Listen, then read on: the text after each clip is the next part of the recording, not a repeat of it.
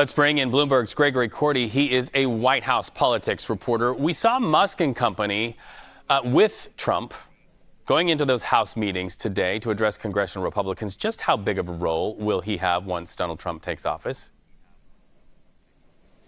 Yeah, that's really coming into focus now after the election. Obviously, they were close on the campaign trail, and Trump promised to give Musk a very prominent role, or at least an outside voice in doing things like cutting government bureaucracy, cutting government spending. And now, post-election, we've seen them continue to be tied at the hip, with Musk going to Capitol Hill with Trump today. He's been down at Mar-a-Lago. It might be a stretch at this point to call him sort of a co-president, but obviously he operates outside the traditional structure of the White House, seems to have Trump's ear directly, and it's really something you have to go back more than 100 years to President McKinley had an operative by the name of Mark Hanna who moved into the White House with him at one point, another very wealthy man who owned a newspaper. Musk obviously owns a very powerful megaphone with Twitter. And so it's a similar kind of relationship where this complete outsider has a lot of sway into at least this transition to the new Trump presidency. Well, speaking of that transition, Trump also met with President Biden to discuss the transition of power. What were your takeaways from the meeting? Yeah, when you played that clip before, I timed it on the clock here, and the whole thing lasted 40 seconds. Not a whole lot to go on, except that people are going to read the body language of that meeting. Biden at the end was all smiles. Trump kind of portrayed this very down-to-business demeanor. What was interesting for those of us who watch these meetings very closely, this was one that we call a photo op that was at the top of the meeting, meaning that the photo op happened before they actually sat down to do business, as opposed to at the bottom. When Trump came in 2016, they did it at the bottom, and so they could talk about the agenda after a 90-minute meeting.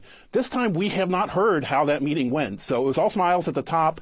We'll see if it continues to be that way. We may get a readout here shortly from the White House press secretary, although yesterday she said, look, private meetings are private, and it might take a while for us to really get a read on how that meeting went. And it's my understanding that while we've been on air, President-elect Trump left the White House without talking to reporters. Does that strike you? Usually you don't see Donald Trump shy away from the cameras or the microphones ever. Yeah, I mean, he was not departing from the South Lawn on Marine One as we are accustomed to, obviously, since he's still not the current president. That usually provides a little bit of an opportunity for him to talk. And he hasn't really said much publicly since being elected and giving a victory speech. So most of what we're getting is through these statements. He's done more nominations and appointments in this first week after his election than he did 8 years ago, or for that matter, any of the past two Democratic presidents have done this quickly. So he's very quickly assembling his cabinet, assembling his governing team in the White House, and that's been taking up a lot of his time. Well, and something taking up a lot of bandwidth in the media is this, and that is that reportedly the president-elect wants to fast-track his selections for his cabinet through a procedure in the Senate, a recess procedure. But at the same time, we're hearing that a private ballot vote put in South Dakota Senator John Thune as their majority leader. Do you see this as kind of a foot in the door by the Senate, choosing Mr. Thune instead of Mr. Rick Scott of Florida to try to say, look, we're going to retain some power and it's going to be our say whether these confirmation hearings happen? Yeah, Thune was at least open to the idea previously of recess appointments, which was maybe a diplomatic way of saying that he's not sold on the idea yet. But his selection certainly is not a green light for this idea. Even though President-elect Trump did not make an endorsement for Senate Majority Leader, Rick Scott of Florida was deemed to be sort of the MAGA candidate. Elon Musk supported his candidacy. Going with Thune suggests that maybe the Senate might be a little independent. President Trump has an electoral mandate that he will waive in front of them. But these are all senators elected in their own right.